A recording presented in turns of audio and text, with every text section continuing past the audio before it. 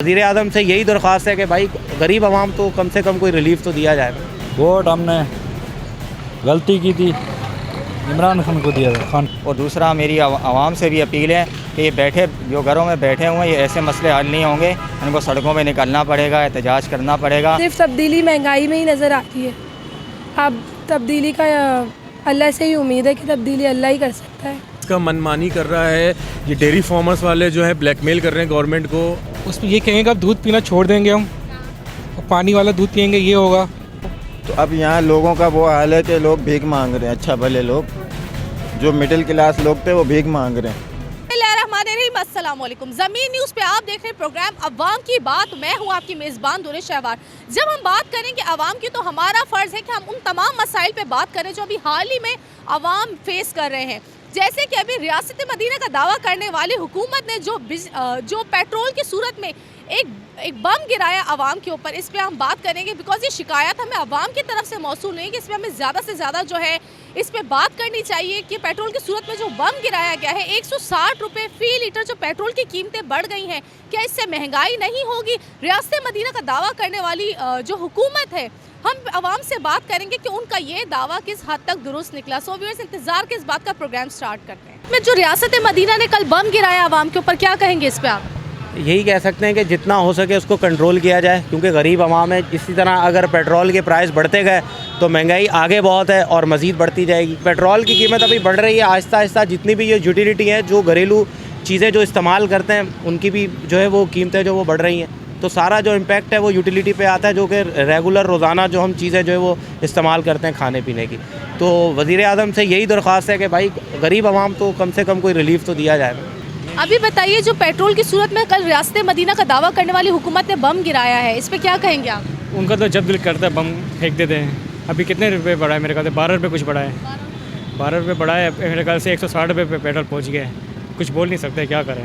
लेंगे भुगतेंगे और क्या करेंगे, गरीब आदमी ने यही है करेगा। वोट किससे दिया था आपने? वोट हमने गलती की थी, इमरान खान को दिया था, खान साहब को। अब कंपनी की सैलरी जो है 20,000 रुपये है, ठीक है। उसके अंदर फ्यूल के लिए आपको तकरीबन 5,000 रुपये आपके फ्यूल निकल जाते हैं, ठीक है। उसके बाद बचे आपके पास 15,000 रुपये, फिर घर का किराया है, बिजली का बिल है। ये कैसे अफोर्ड कर सकते हैं हम लोग?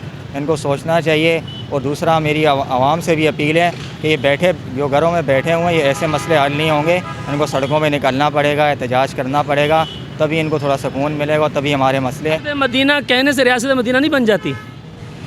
कुछ दावा करना, तो मैं भी यहाँ खड़ा होकर दावा करता हूँ आपको कि मैं आपको यहाँ के रियासत मदीना कायम करके दूंगा, तो क्या मैं रियासत मदीना कायम कर सकता हूँ? सबसे पहले मैं अपने अंदर वो चीज़ को ढालूँ कि आया कि मैं मुसलमान के मुझे कुछ देखे। अच्छा, मुझे ये बताइए, पेट्रोल आप लोगों ने भरवाया 160 रुपये फ़ी लीटर, ठीक है। कल रात में पेट्रोल की सूरत में एक बम गिराया गया है रियासत मदीना की जानिब से आवाम के ऊपर, तो क्या कहेंगे इसके ऊपर? आवाम को तो बिल्कुल इन लोगों ने ये समझा हुआ है कि बस जो हम करेंगे उसके कठपुतलियाँ बनाया हुआ है।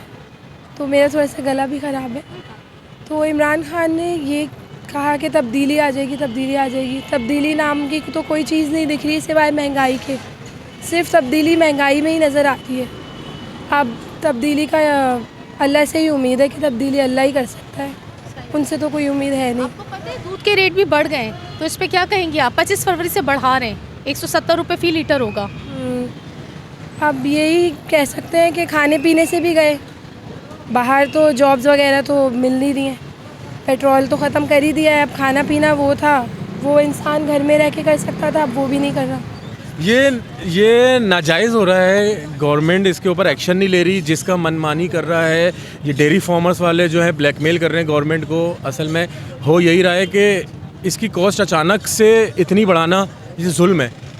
अब कॉमन मैन क्या करे? उनका भी मौक़िफ़ है कि भाई 17% जो है सेल्स टैक्स है, जो सेल्स टैक्स तो दुनिया भर में लग रहा है ना, ये तो कॉमन है ना। टैक्स तो देना है ना। आप अपना फॉर्म चला रहे हो, टैक्स नहीं दोगे गवर्नमेंट को। आप सामान बेच रहे हो, मैं एक प्राइवेट कंपनी में जॉब करता हूँ, मैं एक इनकम अर्न करता हूँ, उस पर गवर्नमेंट को टैक्स देता हूँ।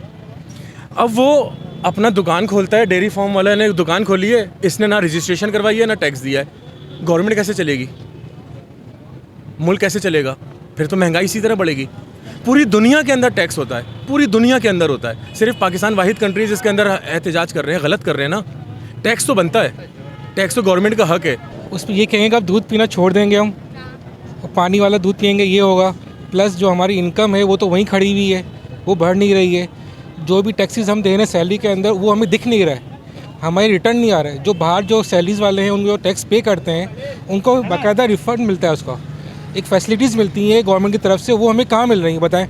तो मतलब आपका ये कहने का मतलब ये है कि हमारे टैक्स के पैसे चोरी हो रहे हैं? जो बिल्कुल चोरी हो रहे हैं, और हमारी आवाम जो टैक्स दे रही है 14 करोड़ आवाम में जो भी है उसमें से 8% जो है बंदे वो टैक्स दे रहे हैं, बाकी लोग का टैक्स क्यों नहीं आ रहा है? सबका टैक्स आना चाहिए। इमरान खान साहब आए थे, उन्होंने बोला तब्दीली आएगी तो सस्ता होगा। उन्होंने तो सही कहा, तब्दीली तो आई है ना, खून पी गए हमारा वो।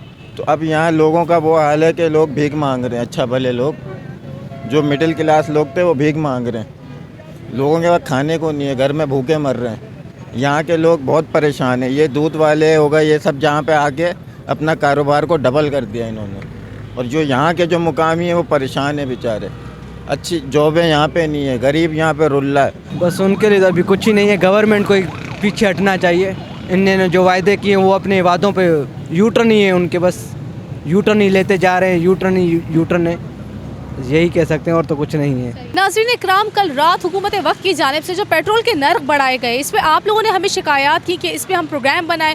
पेट्रोल के बढ़ते हुए नर्ख, इसके अलावा जो है दूध की जो बढ़ती हुई कीमतें हैं जिसका अतलाक 25 फरवरी से होगा कि 140 से दूध की कीमतें डायरेक्ट 170 हो जाएंगी। उसके बाद अगर 17% GST अगर गवर्नमेंट ने नहीं किया, उसको ख़त्म नहीं किया, तो फिर 170 से डायरेक्ट दूध के नर्ख जो है 200 रुपये तक जाने का इम्कान है। इस पर आज हमने प्रोग्राम किया, लोगों के जो है मौक़िफ़ हमने जाने। लोग जो थे काफ़ी दिल लोगों के जले हुए थे, बिकॉज उसमें से काफ़ी लोग ऐसे थे जिन्होंने खान साहब को वोट दिया था, काफ़ी लोग ऐसे थे जो कि मजदूर तबका था, काफ़ी लोग ऐसे थे जो कि रक्षा चलाते थे।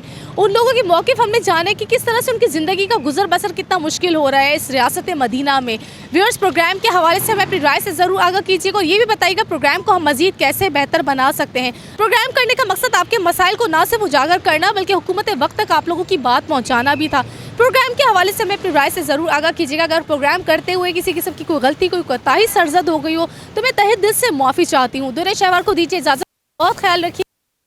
के बाद